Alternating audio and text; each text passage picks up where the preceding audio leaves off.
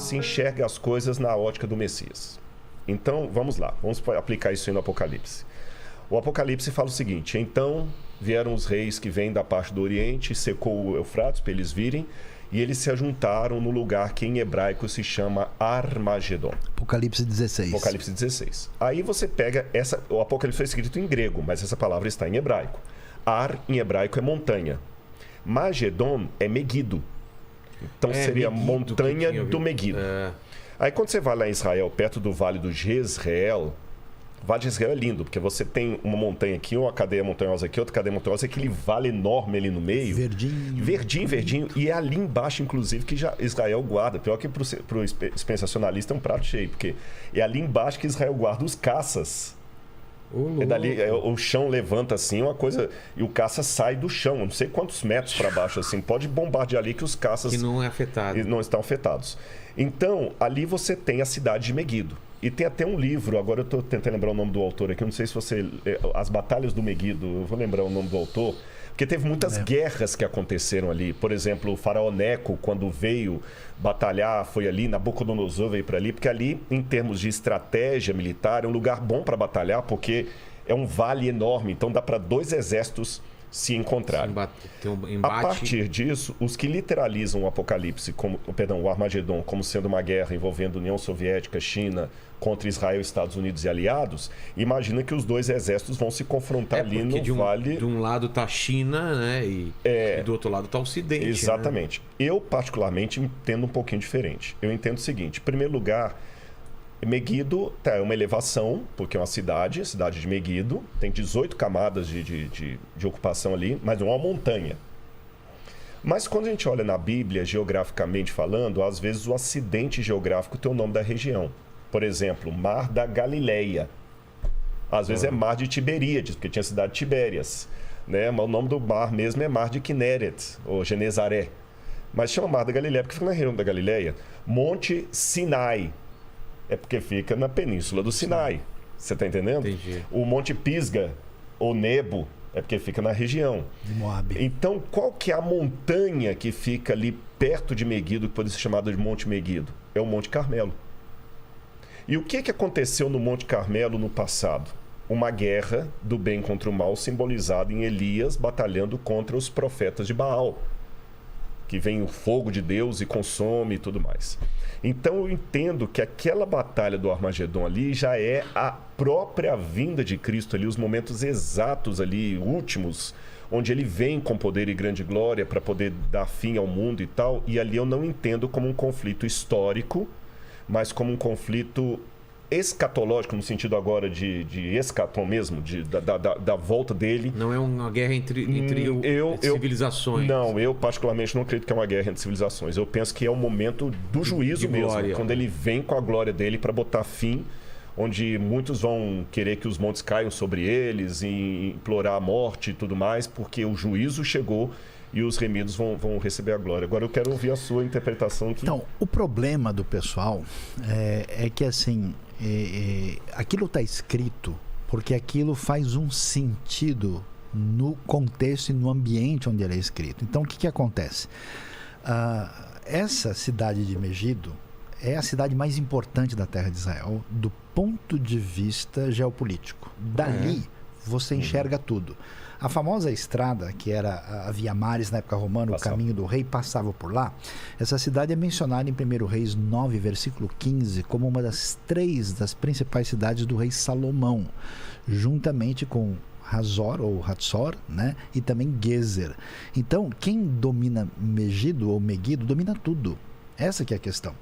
O rei Josias, que foi o último bom rei de Judá, morreu nesse conflito de babilônios e egípcios no ano 609 a.C., no final do seu reinado, e aí acabou a época de Judá. Então, Megido sempre foi. Lá, o Rodrigo conhece muito bem, foi achado relíquias arqueológicas importantes dos assírios, dos egípcios. Ela foi muito atacada, 18 camadas diferentes. Porque ali, quem domina ali, domina a região. Então, o que acontece? Apocalipse não é um livro de referências literais. O livro, por definição, é simbólico. Eu vi uma besta que subiu do mar, não é o Godzilla. Isso é simbólico. Não rola. Poxa vida! Entendeu? Poxa, tava tão legal. Então, por que está falando disso? Porque esse lugar evoca essa situação. O que é o Apocalipse? É uma literatura simbólica que fala de um conflito onde não há meio termo na relação entre o bem e o mal. Então, quando o pessoal começa a fazer uma leitura literal, eles perderam que tipo de livro é esse. É como ler uma poesia do jeito que eu leio uma bula de remédio. Não faz parte dessa percepção. E a coisa é tão doida, porque, olha, o Rodrigo está falando de Israel, não sei o quê, mas Israel é desse tamanhozinho, é tamanho de Sergipe. É pequeno. Esse Vale de Jezreel, a gente fala, né? Até que um dia eu estava lá com o pessoal, eu falei, pessoal, olha o Rio Jordão. Cadê? Ninguém podia ver. Porque eu falei, esse rio só dá para ver pela fé, né? Porque é tão pequeno que é pequenininho, tudo é pequeno lá. Né? Então, o Vale de Jezreel, imagina se cabe o exército chinês no Vale.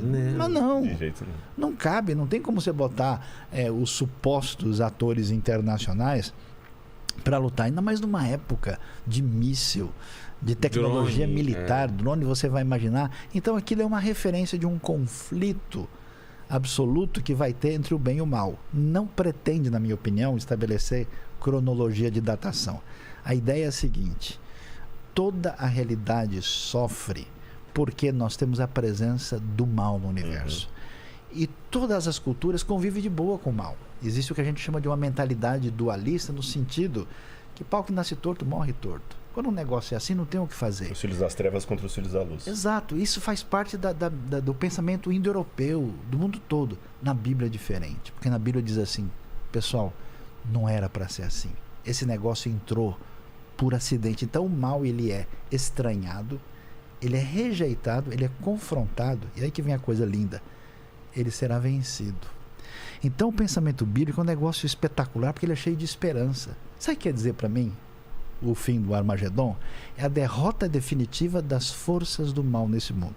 Então, quando essa vitória final do reino de Deus chegar, aquilo não é uma cronologia, não vai ter mais criança pedindo debaixo do viaduto. Não vai ter mais gente sequestrando pessoa para arrancar o órgão da pessoa.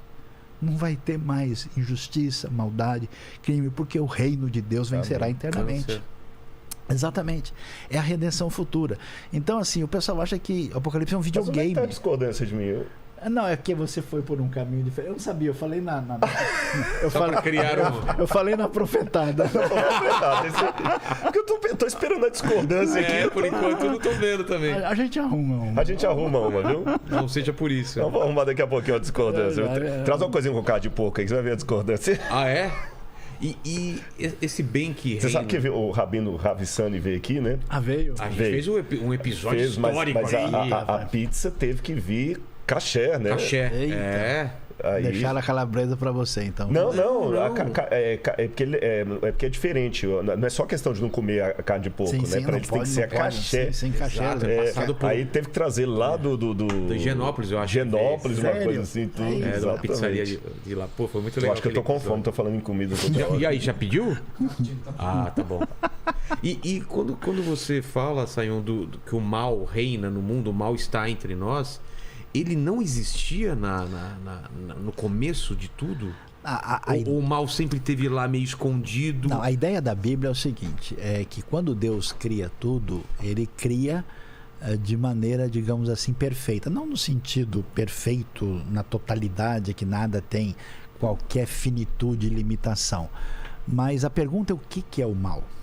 Essa que é a questão. Então, assim, a teologia cristã, de modo geral, ou o pensamento judaico-cristão, tem um pensamento que é muito expresso por estudiosos como Maimônides, né? Moshe ben Maimon, da tradição judaica, Agostinho, da tradição cristã, que vão dizer o seguinte: o mal não tem existência ontológica. O que quer dizer isso? É igual a ferrugem. A ferrugem existe só se tiver ferro. Entendi. Então, se não tem ferro, não tem como a ferrugem, não tem como ter doença se não tem organismo. Entendi. Então, ele não tem uma existência, digamos assim, essencial. Porque como é que eu defino o que é mal? Tem que ter um parâmetro. uma referência. Essa referência é Deus. Então o mal tem a ver com uma rebelião, uma ruptura, uma oposição àquilo que é referência, àquele que é referência, que é o próprio Deus. Diferente do pensamento, vamos dizer, não bíblico, onde se entende, aí que é o drama da situação, que a realidade ela é composta na sua essência ontológica, constituinte de bem e mal. Quer dizer o quê? O mal nunca desaparecerá. Você está fadado a estar com ele. Então o pensamento bíblico é diferente, por quê? Porque ele não se entrega a um fatalismo. Isso quer dizer que tudo aquilo que está numa categoria negativa, que se opõe à referência da divindade, eu estranho, eu rejeito, eu luto. Por isso que o pensamento bíblico tem o quê? Justiça social. Os profetas chegam pegando pesado. Não pode fazer isso. Isso é roubalheira. Isso é mancada. Isso é sujeira. Que isso? Entendeu? No mundo sem essa perspectiva, olha, não tem o que fazer, né? As coisas estão assim, estão escritas nas estrelas. Não tem como mexer. Aí não. Então, quer dizer, porque a realidade original não é essa, você sonha com essa esperança que vem da palavra divina. Quando você olha o Apocalipse, pega no final, Nova Jerusalém, ela é uma volta ao Éden. Ela é o Éden urbanizado. Parece na figura da cidade o jardim de volta. Entendi. Entendeu? Então, nesse sentido, por isso que é um negócio interessante, que a cultura de inspiração bíblica, que atingiu parte da história do Ocidente e está presente no povo judeu, é uma cultura de transformação positiva, por causa dessa insatisfação com a realidade do mal, inspirada nessa realidade de Deus. Eu queria até colocar uma historinha. Você vai mudar do assunto? Não, não, é dentro desse assunto mesmo. É porque, até completar ele, não sei se tem a ver com o que você vai falar, porque tem religiões até que dizem que o mal é intrínseco e não tem como uma coisa depender da outra. Sabe aquela coisa de uma coisa o Yin Yang, aquele desenho do Yin Yang. O que seria o mal se não fosse o bem? Isso, exatamente. Além de, o Yin Yang coloca justamente isso. Além deles serem intrínsecos, o bem tem um pontinho de mal e o mal tem um pontinho de bem. O pensamento bíblico, como o Sayão bem colocou, mas é o oposto disso. Não é só ir contar uma historinha que ilustra isso que ele falou. É uma anedota dessas de internet, mas eu acho que ela do ponto de vista ilustrativo, ela é válida. Dizem que uma vez um professor desafiou os alunos em sala de aula e falou o seguinte: Deus criou tudo que existe? Sim. O mal existe? Sim. Então Deus criou o mal. Exato. Aí um aluno levantou a mão. É um pensamento que, se você parar para pensar, faz sentido. Ele criou tudo? Sim. O mal existe? O mal existe, sim. Então... Só que aí um menino levantou a mão e falou assim: professor, o frio existe? Existe. Ele falou assim: não. O que existe é a ausência de calor. O escuro existe? Não. O que existe é a ausência de luz. Entendi. Então, na verdade, o frio, do ponto de vista os químicos aí entendem melhor do que eu, o frio, na verdade, é a sensação provocada pela ausência de calor. O mal é a sensação provocada pela ausência de Deus. Não é nem de bondade. Não. E se eu posso definir... Porque a bondade se define a partir de Deus. A partir de entendi. Deus. Senão fica uma coisa vaga. Exatamente. Se é bondade. Se eu puder definir inferno numa palavra única, é bem homilético o que eu vou falar aqui. Inferno é a ausência absoluta de Deus. Absoluta. É a ausência absoluta de Deus. É por isso que até quando fala do fogo que queima lá, é um fogo que não produz queimadura, ele produz angústia. Fogo não produz angústia, produz queimadura. Exato. Mas o fogo que descreve ali é um fogo que produz angústia.